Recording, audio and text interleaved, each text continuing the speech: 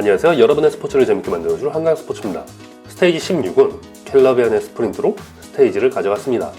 종합순위 변동은 없었으나 아스타나의 리더 야코풀산의 퇴장으로 종합순위권 선수들은 앞으로 남은 날을 어떻게 보내야 할지 점점 고민이 깊어지는 상황이었습니다. 스테이지 17은 퐁디가드에서 갑으로 이어지는 200km의 플랫 스테이지입니다.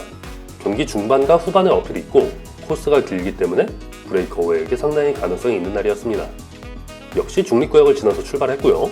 이날은 어제보다도 조금 더 시원한 36도의 기온이라고 합니다. 어마어마하죠? 오늘은 피레네에서 알프스 방향으로 이동하는 날로 브레이크어웨이가 활약할 수 있는 마지막 날이기도 합니다. 경기가 시작되었지만 오히려 어택은 일어나지 않았습니다. 너무 많은 선수들이 브레이크어웨이를 준비하는 바람에 초반에 살짝 눈치를 보다가 결국 본격적으로 많은 선수들이 다 함께 뛰쳐나갔는데요.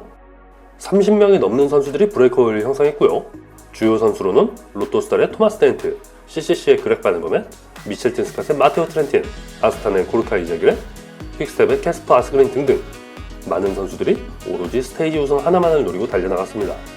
펠로톤은 여유있게 달리면서 브레이크어웨이와 시간을 벌려주었습니다. 일반적으로 이렇게 산악 스테이지 사이에 끼어져 있는 트랜지션 스테이지 같은 경우는 브레이크어웨이에게 큰 시간 차이를 허용해주고 브레이크어웨이를 위한 스테이지로 꾸며지게 되는데요. 100km 남은 지점을 지날 때는 10분 이상 시간 차이를 벌리면서 펠로톤과 브레이크어웨이는 점점 사이가 멀어지고 있었습니다.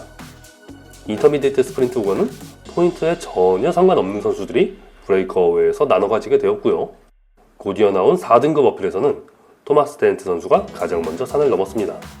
현재 많은 선수들이 브레이크어웨이에 나섰지만 한 명도 빠짐없이 모든 선수들이 스테이지 우승을 노리고 있었습니다.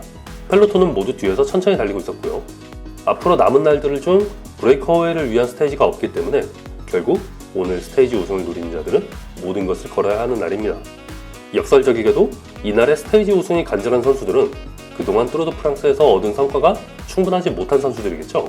주로 나온 선수들이 그동안 펠로톤에서 바람막이나 도메스티크, 실컷 빨리 다 버려졌던 선수들이고 오늘의 스테이지는 그동안의 기회를 얻지 못한 선수들에게 위로가 될 수 있는 마지막 날이었습니다.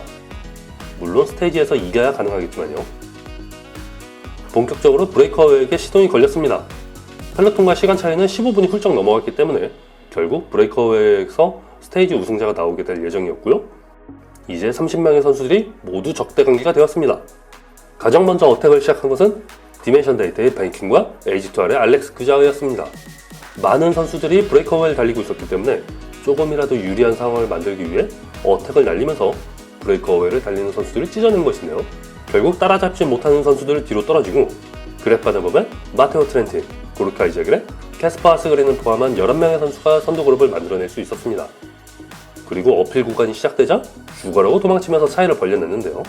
추라진 11명의 선수들 중에서 약 15km 남은 구간을 두고 마테오 트렌틴이 어택을 나섰습니다.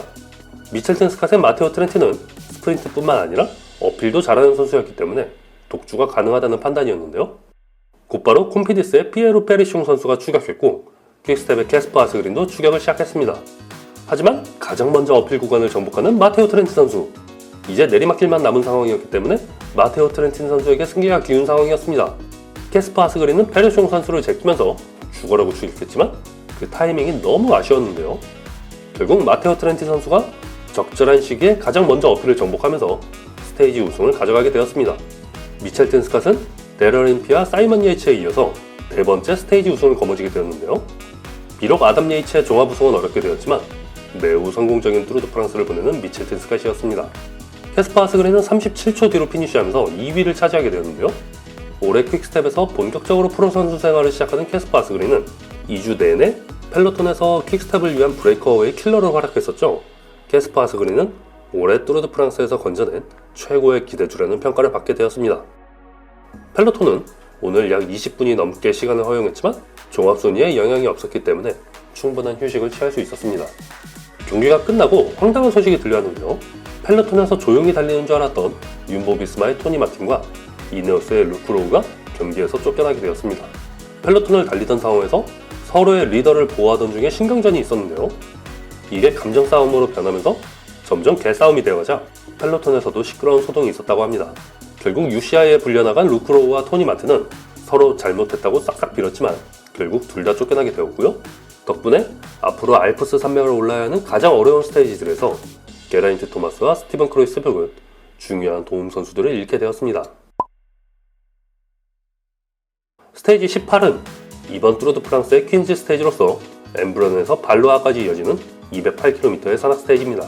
매우 긴 코스의 산악 스테이지에다가 뚜르드 프랑스의 매우 중요한 어필인 갈리비에를 지나야 하는 날이기 때문에 종합순위권 선수들이 피 터지는 활투가 예상되는 날입니다. 자, 여기까지입니다. 오늘도 즐거운 라이딩 하세요. 감사합니다.